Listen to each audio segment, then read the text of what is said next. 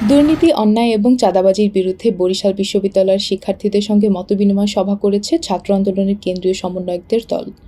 সোমবার দুপুরে ববির জীবনানন্দ দাশ কনফারেন্স রুমে বৈষম্যবিরোধী ছাত্র আন্দোলন ববি শাখার উদ্যোগে এ সভা হয়। সভা শেষে গণ অভ্যুত্থানে শহীদদের পরিবারের সাথে সাক্ষাৎ করেন সমন্বয়করা। এ সময় উপস্থিত ছিলেন কেন্দ্রীয় সমন্বয়ক Abdul Hannan Masud, Sanjana Afifa Aditi, M A Saeed, Rayyan Ferdous, Cynthia Jahin Ayesha, Hasibul Hossain শান্ত, মোবাশ্বেরা করিম মিম, শহীদুল ইসলাম শাহেদ, তৌহিদ আহমেদ আশিক ও জিহাদ হোসেন। বক্তারা বলেন, গণ অভ্যুত্থানের মধ্য দিয়ে স্বৈরাচারী সরকারকে ক্ষমতাচ্যুত করেছে দেশের ছাত্র জনতা। এই অভ্যুত্থানের লক্ষ্য অতীতের মতো বেহাত হতে দেব না।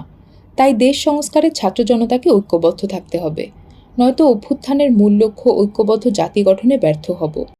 আমরা তরুণ প্রজন্ম দেশকে ঘুষ, দুর্নীতি, চাঁদাবাজি ও লুটতরাজ মুক্ত করতে চাই। সীমান্তে গণহত্যা ও পানি ছেড়ে মানুষ হত্যা বন্ধে কাজ করতে চাই। অতীতের অভ্যুত্থানের লক্ষ্য থেকে বিচ্যুত করেছে আন্তর্জাতিক ষড়যন্ত্র। এ থেকে আমাদের সচেতন হতে হবে। সভা শেষে শহীদদের রুহের মাগফিরাত ও আহতদের সুস্থতা কামনায় দোয়া হয়।